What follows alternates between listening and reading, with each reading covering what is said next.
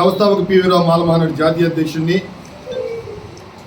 CM YS Jaganmohan Reddy గారు మళ్ళీ CM అవ్వాలని, పేద బడుగు బలైన వర్గాలు ఉండాలి తినాలి బతకాలంటే 2024లో మళ్ళీ సీఎం అవ్వాలని రాష్ట్ర పర్యటనలో భాగంగా ఈరోజు విజయనగరం రావడం జరిగింది. నా పర్యటన ముఖ్య ఉద్దేశం కరోనా కష్టకాలంలో కూడా ఎస్సీ ఎస్టీ బీసీ మైనారిటీలకు, పేద బడుగు బలైన వర్గాలకు అప్పటి నుండి ఇప్పటి వరకు ఇంచుమించుగా 2,70,000 కోట్లు పేద బడుగు బలైన వర్గాలకి సీఎం గారు డైరెక్ట్గా డీబీటీ నాట్ డీబీటీ ద్వారా పేదలకు అందజేయడం జరిగింది.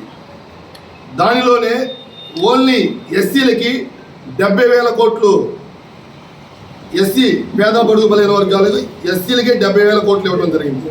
ఆ ఎస్సీలకి 70,000 కోట్లు ఇచ్చిన దాన్ని నేను సీఎం గారికి మద్దతు తెలుపుతూ దాని పాంప్లెట్ రూపంలో రాష్ట్రంలో ఉన్న మాలలందరికీ, మరి ముఖ్యంగా రాష్ట్రంలో ఉన్న ప్రజలందరికీ తెలియజేస్తూ నేను పర్యటన చేయడం జరిగింది. మహాకూటమి ఏం చెప్తుందంటే రాష్ట్రంలో అభివృద్ధి లేదు, రాష్ట్రం రావణ కాష్ట అయిపోయింది, రానున్న రోజుల్లో కూడా జగన్మోహన్ రెడ్డి గారు వస్తే రావణ కాష్ట అయింది అని పదే పదే దుష్ప్రచారం చేస్తూ ఉన్నారు. అయ్యా, చంద్రబాబు నాయుడు గారు ఉన్నప్పుడు జన్మభూమి కమిటీల్లో పెన్షన్ కావాలన్న లంచమే, రేషన్ కార్డు కావాలన్న లంచమే, డెత్ సర్టిఫికేట్ కావాలన్న లంచమే, బెర్త్ సర్టిఫికేట్ కావాలన్న లంచమే, ప్రతిదీ లంచంతో ముడిపడి ఉంది. కానీ వైఎస్ జగన్మోహన్ రెడ్డి గారు వచ్చిన తర్వాత బ్రోకరేజీ మీడియాటింగ్ పోయి ప్రతిదీ ట్రాన్స్పరెంట్గా క్యాండిడేట్కి అందడం జరుగుతుంది. మీడియాటింగ్ అనేది లేదు. ఇప్పుడు 2,70,000 కోట్లు కూడా డైరెక్ట్గా పర్సన్కే చేరింది. అయ్యా, ఈయన 14 నుండి 19 వరకు చూస్తే 2,700 కోట్లు ఇచ్చాడు ఎస్సీలకి.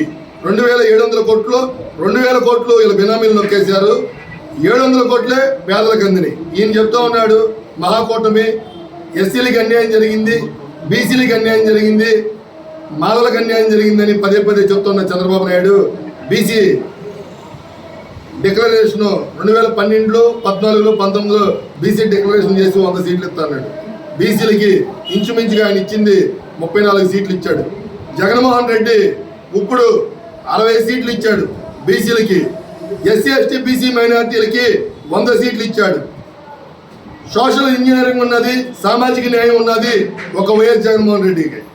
వర్గాలు ఈ ఆంధ్రప్రదేశ్ రాష్ట్రంలో ఉండాలి తినాలి బతకాలంటే మళ్ళీ వైఎస్ జగన్మోహన్ రెడ్డి రావాలి. చరిత్రలో, భారతదేశ చరిత్రలో కనీ విని ఎరిగిన రీతిలో ఒక నవరత్నాల పేరుతో పేద బడుగు బలైన వర్గాలకి అండగా కొండగా ఉంటున్నది. 2,70,000 కోట్లు ఇచ్చిన చరిత్ర ఒక వైఎస్ జగన్మోహన్ రెడ్డి. ఈ మోడీ గారు కూడా ఇన్ని పథకాలు అమలు చేసిన చరిత్ర లేదు. నేనేం చెప్తున్నానంటే భావితరాల భవిష్యత్తు కోసం రాష్ట్రంలో 5 కోట్ల జనాలు సస్యశ్యామలంగా ఉండాలి, రాష్ట్రం అంటే ప్రజలు సుఖ సంతోషాలతో ఉండాలంటే 2024లో వైఎస్ జగన్మోహన్ రెడ్డి గారికి ఓటేయాలి. ఎందుకంటే మాయ కూటమి రకరకాలుగా ఇప్పుడు ఏమో బీజేపీ వాళ్ళు మేనిఫెస్టో చంద్రబాబు నాయుడు రిలీజ్ చేస్తే బీజేపీలో మాకు సంబంధం లేదంటున్నారు. అయ్యా, మరి వైజాగ్లో స్టీల్ ప్లాంట్ని మేనిఫెస్టోలో పెట్టవచ్చుగా. మరి నేను చంద్రబాబు నాయుడిని అడుగుతున్నా, మరి కేంద్రంలో బీజేపీ ఉన్నప్పుడు ఇక్కడ రైల్వే జోన్ ఇప్పించవచ్చుగా, మేనిఫెస్టోలో పెట్టించవచ్చుగా. నేనేంటంటే కళ్ళబొల్లి మాటలు చెప్పి మళ్ళీ ఓట్లు దండుకుందామని చంద్రబాబు నాయుడు గారు వస్తున్నారు.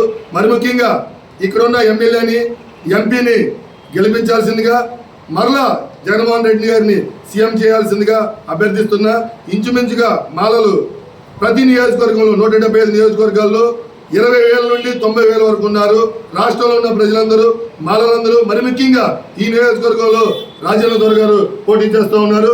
రాజన్న దొర గారిని కూడా అత్యధిక మెజార్టీతో గెలిపించి మళ్ళీ జగన్మోహన్ రెడ్డి గారిని సీఎం చేయాలని మనసావాచ కర్మన కోరుకున్నా. జై భీమ్.